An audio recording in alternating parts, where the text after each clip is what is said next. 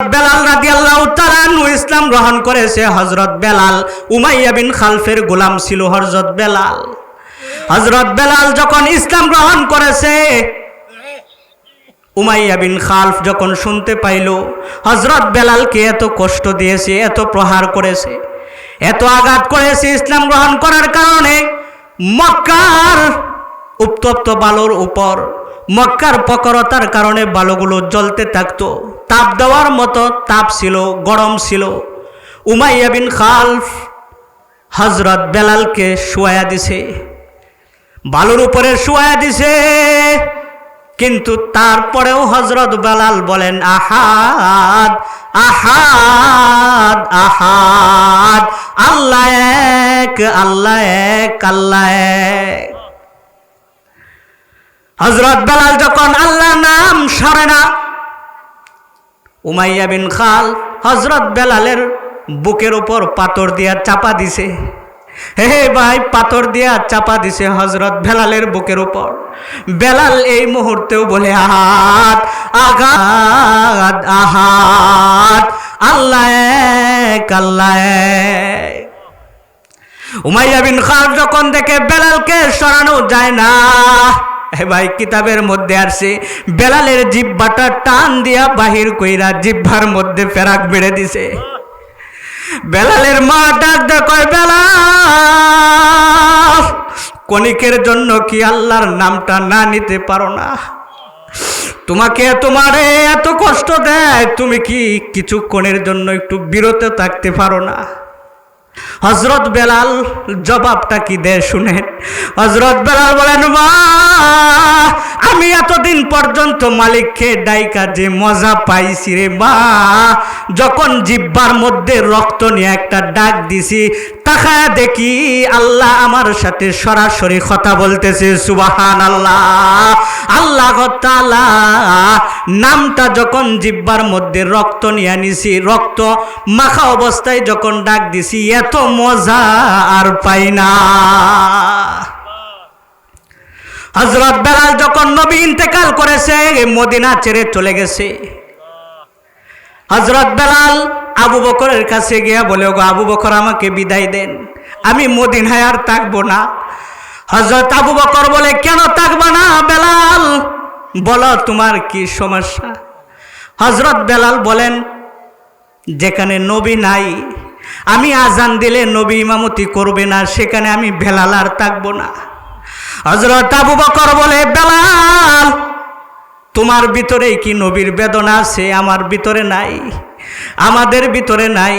হযরত বেলাল জবাব দেয়, আপনাদের ভিতরেও আছে, কিন্তু আমি বেলাল যখন নবীর রওজার দিকে তাকাই, তখন আমার কলিজা ছিঁড়ে যায়। হযরত বেলাল চলে গেছে দামেস্কে। 6 মাস পরে হযরত বেলালকে নবী স্বপ্নে যুগে ডাকে, হে বেলাল, আজকে 6 মাস হয়ে গেল, কই গেলা? হে বেলাল, চলে আসো। ঘুম ভাঙ্গার পরে বেলাল পাগলের মতো মদিনায় চলে আসছে। রাসূলের রওজার পাশে আইসা দাঁড়াইছে হযরত বেলাল। হযরত বেলালকে দেখিয়া মক্কা মদিনার ছোট ছোট বাচ্চারা মা বাবাকে জিগায়, ও আব্বা, ও আম্মা, দেখা যায় বেলাল আসছে, মনে হয় রাসূল মদিনায় আসছে। দুধের মা যখন সন্তানকে দুধ খাওয়ায়, ছোট ছোট বাচ্চারা জিগায়, মহিলারা কান্দে, বাচ্চারা জিগায়, মা কান্দেন কেন?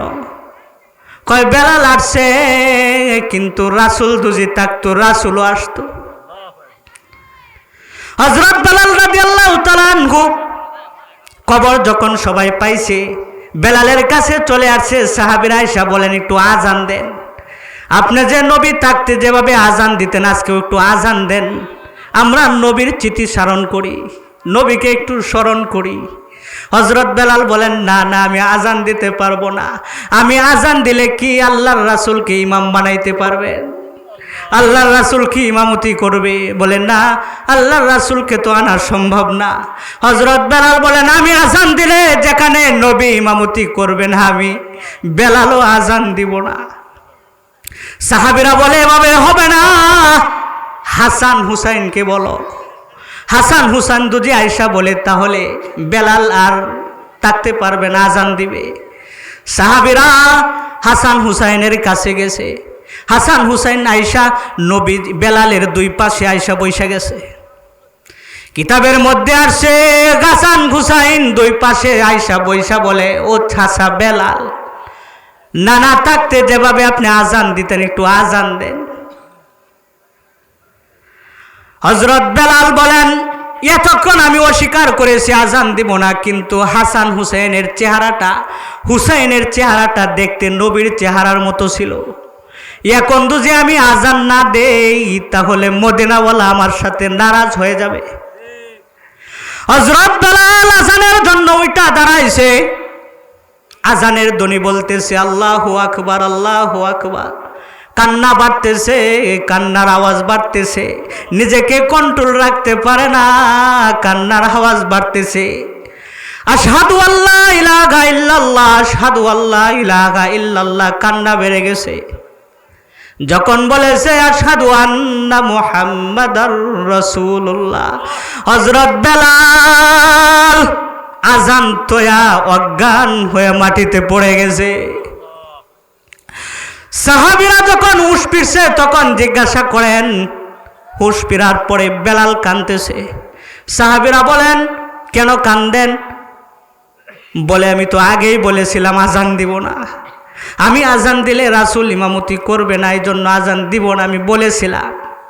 আমি যখন আগে আজান দিতাম, যখন নবী ছিল তখন যখন আজান দিতাম, যখন মিনারায় ওইটা ধারাইতাম, যখন আজান দিতাম তখন আমি যখন বলতাম আশহাদু আন্না মুহাম্মাদুর রাসূলুল্লাহ, এই শব্দটা বলতাম আর আমি আরে তাকাইতাম, দেখতাম রাসূল আমার দিকে তাকায় রয়েছে, রাসূল আমার দিকে তাকায় রয়েছে। আজকেও আমি আগের মতোই তাকাইছি, তাকায় দেখি রাসূল আমাকে দেখে না। এই কষ্টে, এই বেদনা আমি অজ্ঞান হয়ে গেছি। এ ভাই, তারাও ভালোবাসছে নবীরে, তুমি আমিও ভালোবাসি নবীরে।